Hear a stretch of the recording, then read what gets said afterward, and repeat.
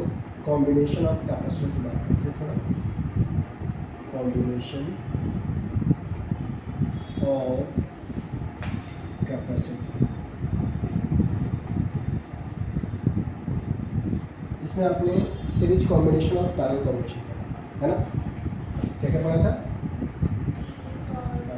Series and parallel combination, parallel combination.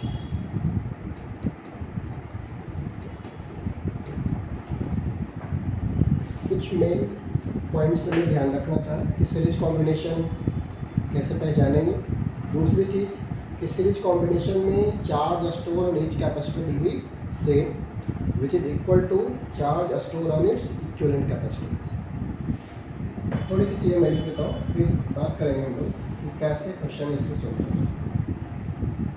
ऐसा कुछ late C1, C2 and C3, मैं question पे याद आ डायरेक्टली, इसके यहाँ पे क्वेश्चन आपको सिखाता हूँ। Let C1, C2 and C3 are in series combination, ऐसा कुछ सेल लगा होगा। क्वेश्चन पे आ रहे हैं, क्या बोलेंगे सर इस केस में charge store on its equivalent, बोले तो इसका इक्विवेलेंट कैसे निकालेंगे? Box 1/C equivalent equal to 1/C1 1/C2 plus 1/C3। जो भी सॉल्व करके आएगा मेरे पास, मीन्स बोले तो C इक्विवेलेंट की जो भी वैल्यू आएगी, लेट जो C इक्विवेलेंट आया है वो C आया है, तो मैं पूछता हूँ कि जो इक्विवेलेंट कैपेसिटेंस हमें निकाले, मीन्स इसको हम रिप्लेस करते हैं एक सिंगल कैपेसिटर से, एक सिंगल कैपेसिटर से हमें रिप्लेस करते हैं। बैटरी वही है V वोल्ट की, और इस C1, C2, C3 को एक सिंगल कैपेसिटर से रिप्लेस कर दिया, दैट इज C इक्विवेलेंट। और इसको हम ऐसे भी लिखते हैं कई बार, 1 2 3 का है ना, 1 2 3 1 2 3। अब क्वेश्चन ये है कि what is the charge store on its equivalent. Answer होगा कि सर हम आंसर लिख रहे हैं चार्ज कितना स्टोर होगा इक्विवेलेंट पे, तो आंसर है C 1 2 3 जो आया है तो V, और बोले तो Q equivalent, charge store on its equivalent capacitance, equivalent capacitor बोलो कितना हो जाएगा C। क्वेश्चन ये होता है कि फर्स्ट वाले कैपेसिटर पे कितना चार्ज स्टोर होगा, तब भी आंसर यही है कि sir Q1 charge store on first capacitor C1 capacitance वाला equal to charge store on C2 equal to charge store on C3, और ये charge store on its equivalent के बराबर था, और मैग्नीट्यूड कितना है C। ये क्लियर? अब इस पे एक क्वेश्चन हम लोग सोल्व करके देखते हैं, ठीक है? तो आगे चलते हैं, एक क्वेश्चन देखो। क्वेश्चन कुछ ऐसा है, और पहले आप ट्राई करना। क्वेश्चन है बेटा, देयर आर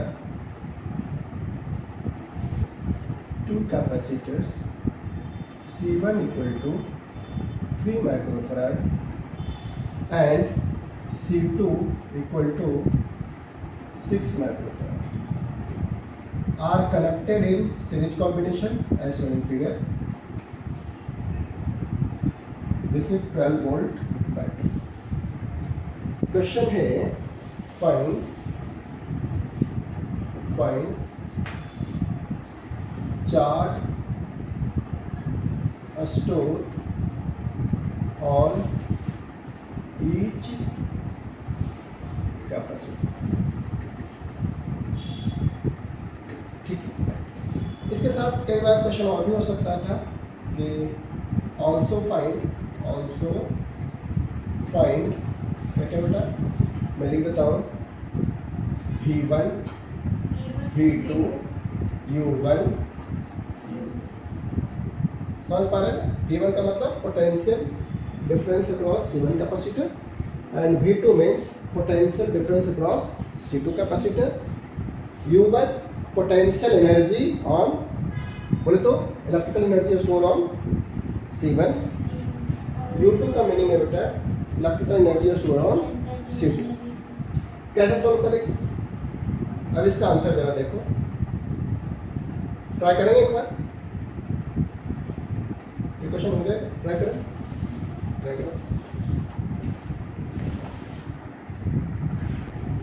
सही किया आपने, एक बार बोर्ड पे भी देख लीजिए।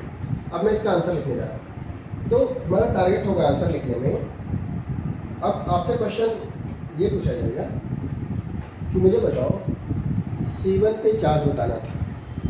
We know the formula sir Q equal to CB। If you know what is the capacitance of C1 and what is the exactly potential difference across the C1, you can find charge stored on C1 capacitor. Here in the question 12 volt, this 12 volt is not only across C1, सिर्फ C1 को 12 volt थोड़ी मिल रहा है। हाँ, 12 volt is the voltage supply to the combination of C1 and C2. So firstly convert into its equivalent capacitor, means इन दोनों का equivalent capacitance बनेगा। कितना होगा? उसका नाम लिखेंगे C12। क्या लिखेंगे? क्योंकि 1 और 2 के कॉम्बिनेशन से बना है। दूसरी चीज, this two are in the series combination, so apply the formula for series combination. You know 1/C, 1 2 का इक्विवेलेंट है इसलिए 1 2 लिख दिया, इक्वल टू फार्मूला क्या बेटा? C1 प्लस 1/C2, ये फार्मूला लगाना है। और देखो करेंगे इसको सोल्व, तो C2 into C1/C1 plus C2। कुल मिला के आपके पास एक रिजल्ट आ गया जो आपको याद भी रखना है आगे डायरेक्टली कि C12 को हम लिख सकते हैं C1, ऊपर प्लस होता है ना, ये गलत कर दिया, इसको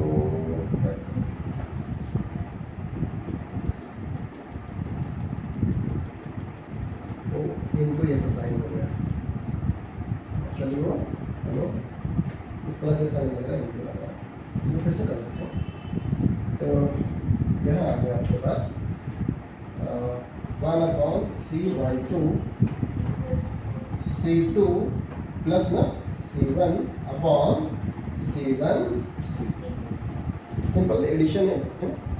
क्या करेंगे?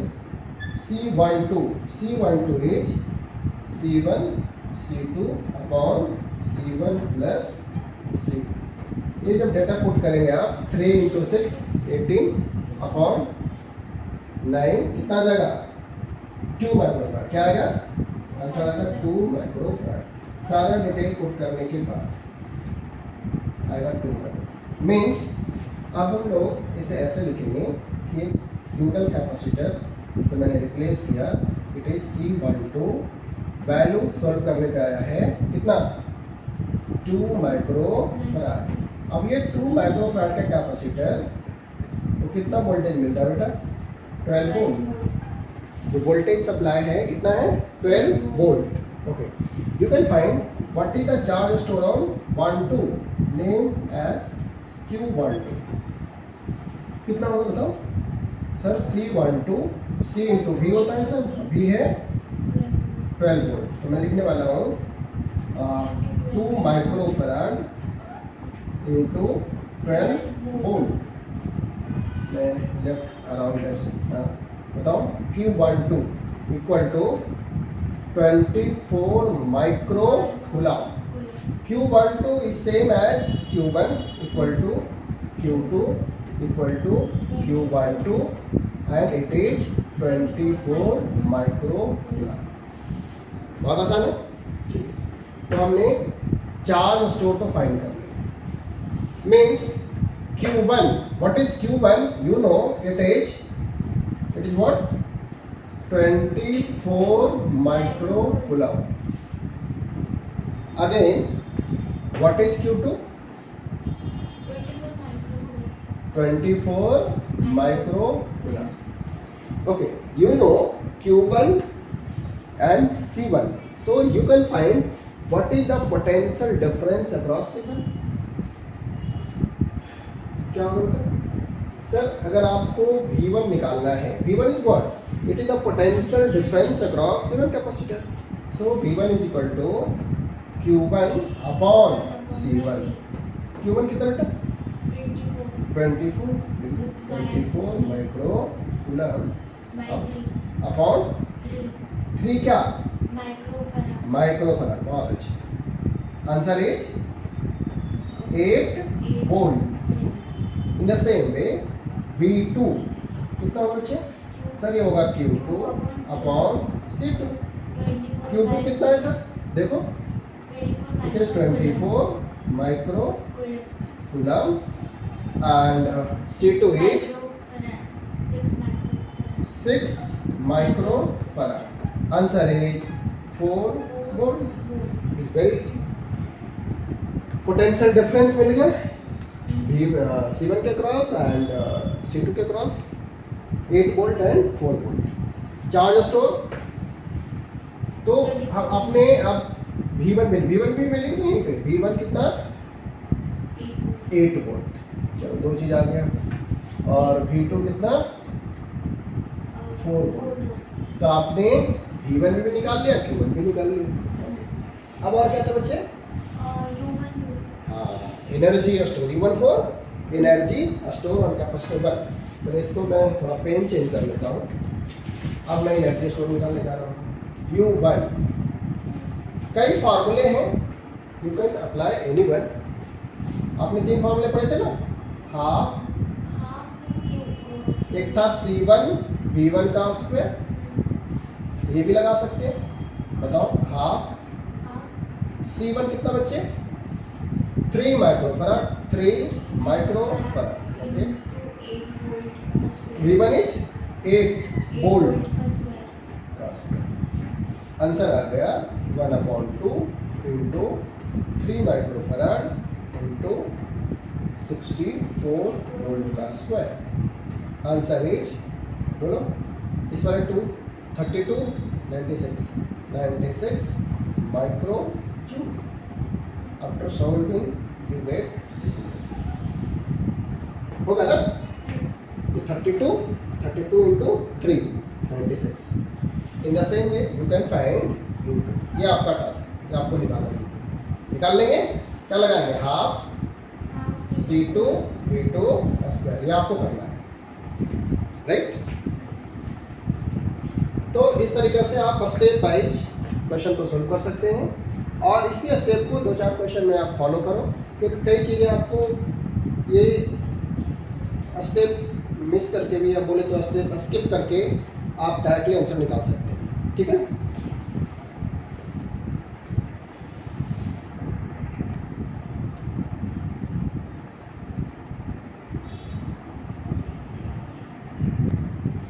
Next is modification. तो हम लोग सीख रहे हैं मॉडिफिकेशन ऑफ कैपेसिटर. सॉल्व कर लेते हैं. Heading is modification. Modification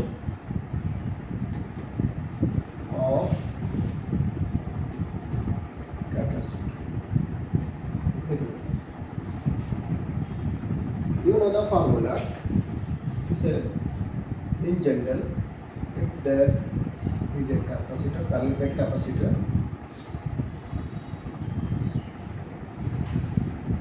A plate का एरिया है, D separation between the plate. आप ऐसा बोल सकते हैं कि there is a dielectric slab, there is a dielectric slab. कुछ ऐसा एक डाइलेक्ट्रिक स्लैब है. This is dielectric slab of dielectric constant K having thickness T. So you know the general formula of capacitance. C equal to epsilon naught A upon D minus T plus बहुत अच्छा P by K. ये था formula. Clear है ना? ठीक है. अब हम लोग इसको मॉडिफाई कर रहे हैं. मॉडिफाई इन द सेंस कि क्या चेंज करेंगे कि कैपेसिटेंस में चेंजिंग आ जाएगा. ये मॉडिफिकेशन. तो जरा सोच के बताओ कि कैपेसिटेंस कैसे कैसे चेंज हो सकता है। पहली चीज, हाँ, पहला फर्स्ट इज बाय चेंजिंग, बोलो फॉर्मूले में क्या है, एरिया है, बाय चेंजिंग एरिया। दूसरा सेपरेशन, बोले तो डी। तीसरा हाँ, और बोल सकते हैं कि चेंजिंग मीडियम, है ना, बाय चेंजिंग मीडियम, और बोले तो डाइलेक्ट्रिक स्लैब, है ना, मीडियम एंड डाइलेक्ट्रिक स्लैब। इसमें से कोई भी चेंज करेंगे तो कैपेसिटेंस चेंज हो जाएगी, ठीक है। पहली चीज ये ध्यान में रखना है। अब ड्यूरिंग मॉडिफिकेशन दो टाइप से हम इसको मॉडिफाई कर सकते हैं, और उसके अकॉर्डिंग हम पैरामीटर को ध्यान में रखते हैं, क्या चेंज होगा क्या चेंज नहीं होगा। तो जरा इसको भी हम ध्यान रखते हैं, देखो कि मॉडिफिकेशन कलर को modification of capacitor keeping battery connected, battery connected है ना, कीपिंग बैटरी कनेक्टेड। बट अगर बैटरी कनेक्टेड है, कीपिंग बैटरी कनेक्टेड, देन ध्यान ये रखना है, देन अगर बैटरी कनेक्टेड है और आप मॉडिफाई कर रहे हैं तो इस पॉइंट पर हाईलाइट करेंगे, वोल्टेज या पोटेंशियल ड्रॉप रिमेन सेम या potential difference remain same. Then क्या लिखेंगे, वोल्टेज भी remain same. V remain same का मतलब V before modification will equal to V after modification, है ना।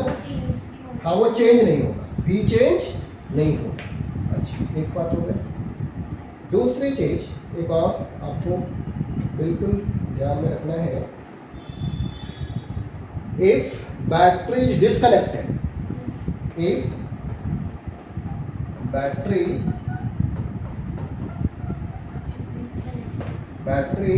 डिस्कनेक्टेड,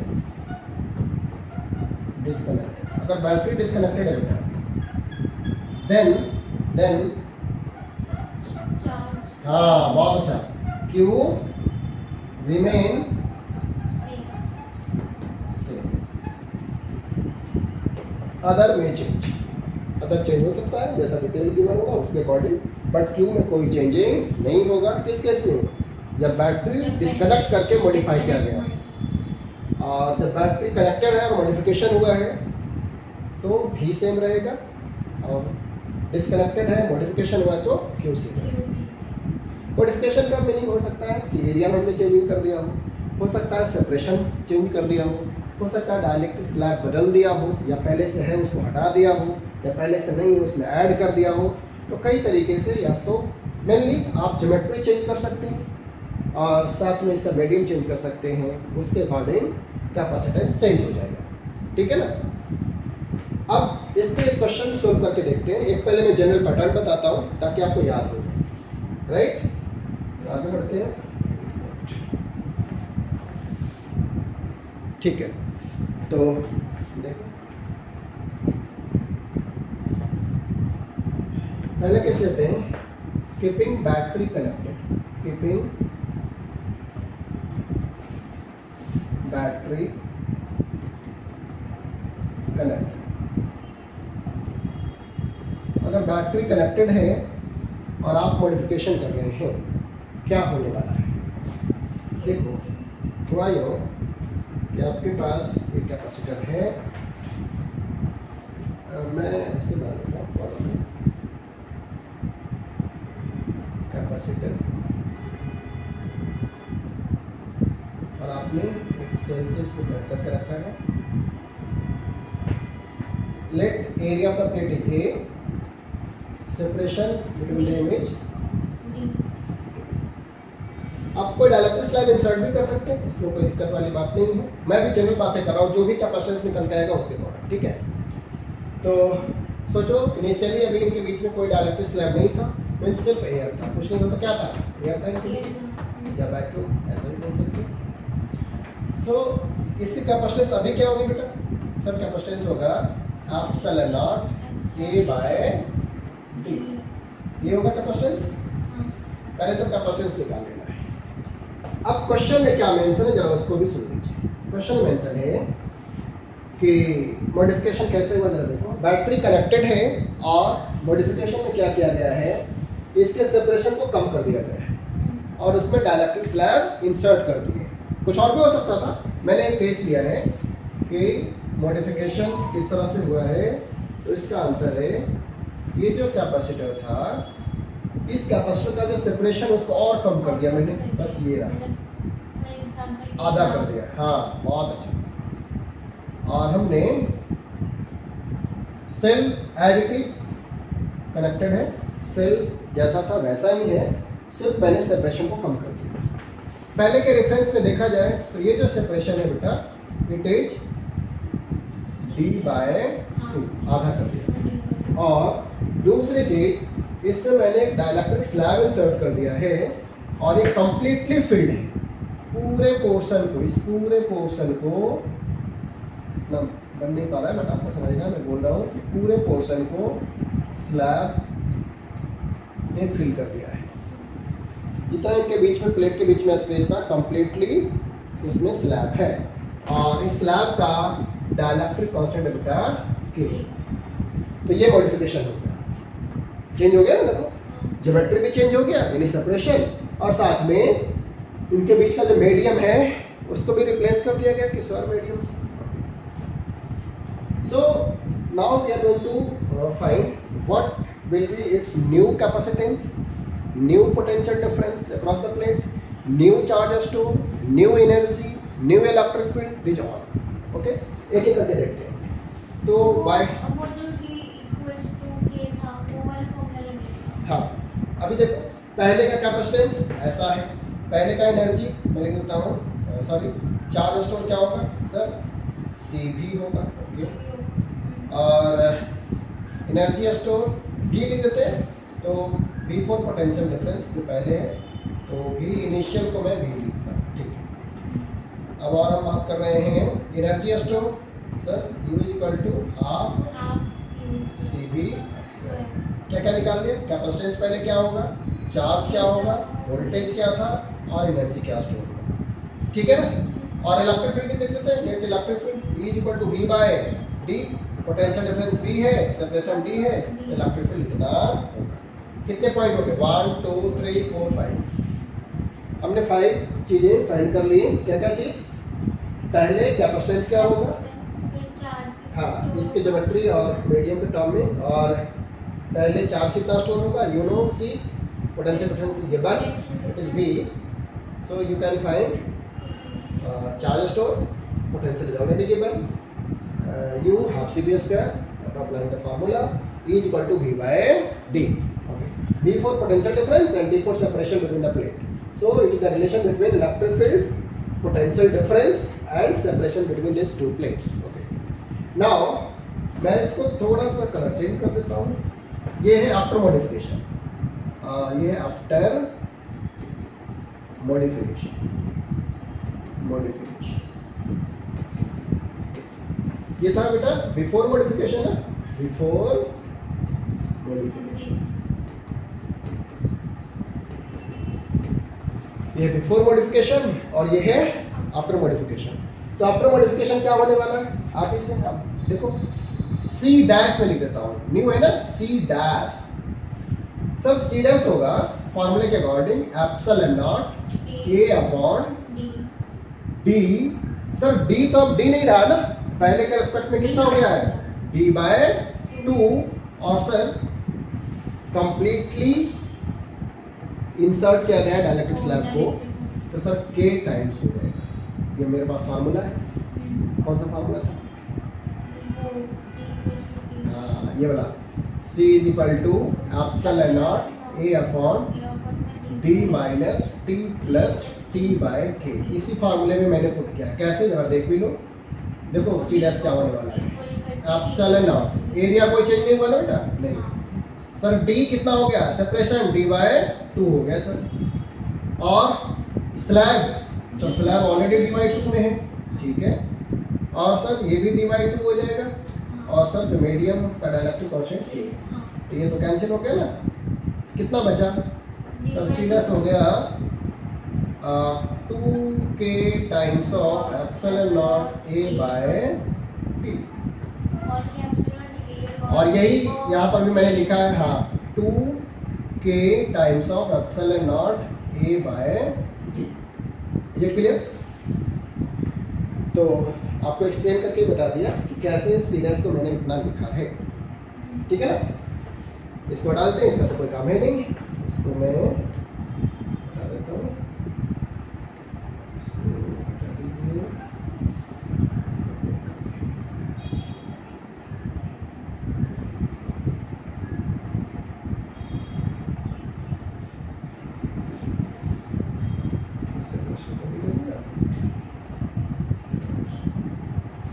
कोई काम नहीं, मैं मॉड्यूल को, ठीक है।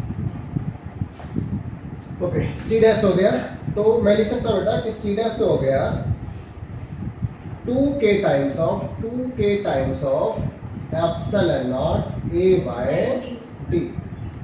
एप्सिलॉन नॉट A/D क्या था, पहले वाला सी था। तो जो नया कैपेसिटेंस होगा पहले के कैपेसिटेंस का 2K टाइम्स हो जाएगा। This is the new capacitance.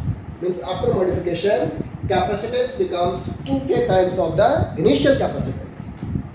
Okay, next stage. मतलब जब मैं कर रही थी ना क्वेश्चन तो ये वाला ही फॉर्मूला निकल रहा था 2K से, तो इसमें K से ही लिखा था, वो वही कंफ्यूज हो गया। अब ठीक है, हाँ, ठीक मतलब मेरा भी सेम फॉर्मूला निकल है। हाँ, Q dash is equal to C dash V dash. You know C dash is 2K times of C, V dash is already V. अब आप बताओ बच्चे, 2K टाइम्स ऑफ सी भी मैं लिख देता हूँ। यू नो सी भी जब पहले चार्ज स्टोर हुआ था, तो बोल सकते हैं कि जो Q डैश होगा, जो नया चार्ज स्टोर होगा अब, वो 2K टाइम्स ऑफ Q हो जाएगा। बहुत अच्छा, आपको याद हो गया है ना। नेक्स्ट स्टेज, अब आते हैं V डैश। आप बता सकते हैं डायरेक्टली V डैश, नया पोटेंशियल डिफरेंस। सर इस बात को तो मैंने याद कर लिया है कि अगर बैटरी कनेक्टेड है, तो V में कोई चेंज नहीं है। बहुत अच्छा। अब हम बात करते हैं एनर्जी स्टोर की। U डैश हाफ, तो C डैश लिखते हो बेटा, C डैश V डैश का स्क्वायर, शाबाश। हाफ C डैश बोले तो सर C डैश का मतलब है 2K times of C। Sir V dash में तो कोई चेंज नहीं, V है बेटा। मैं 2K को अलग कर लेता हूँ, फिर लिखता हूँ half CV square. You know half CV square is the initial energy. तो इनिशियली कितना इलेक्ट्रिकल एनर्जी था, half CV square. So it is becomes 2 times of initial. Means after modification जो एनर्जी स्टोर होगा पहले का 2K टाइम्स होगा। Next stage, electric field. अब इस प्लेट के क्रॉस इलेक्ट्रिक फील्ड क्या है, इस प्लेट के बीच में इलेक्ट्रिक फील्ड क्या होगा। ये पॉजिटिव प्लेट ले रही है, नेगेटिव था, ठीक है। क्या लिखेंगे, E dash. Sir E dash होता है V dash upon D dash. You know कि sir V dash is V ना, it is V and D dash is D/2. So it becomes 2 times of V/D. See here. E, electric field before modification. Now after modification, it is 2 times of initial value. क्या ये हो जाएगा? अब अगर question ये हुआ था battery is disconnected, सारा पैटर्न बेटा ऐसा ही होगा, एक चेंज आएगा, वो चेंज यहाँ है Q में। Q before modification will equal to Q after modification, और Q चेंज नहीं होगा। अगर चेंज हो जाएगा, ठीक है। तो डाटा के अकॉर्डिंग न्यूमेरिक डाटा अगर गिवन होता तो उसके अकॉर्डिंग आपको यहाँ पर न्यूमेरिक डाटा मिलता। यहाँ मैंने कुछ ऐसा ही ABCD के फॉर्म में ले लिया है, जो भी है कि कैपेसिटेंसी है, चार्ज क्यू है, तो उसी के टर्म में आपका आंसर भी आ गया, ठीक है। चलो कॉपी करो इसको, फिर एक क्वेश्चन।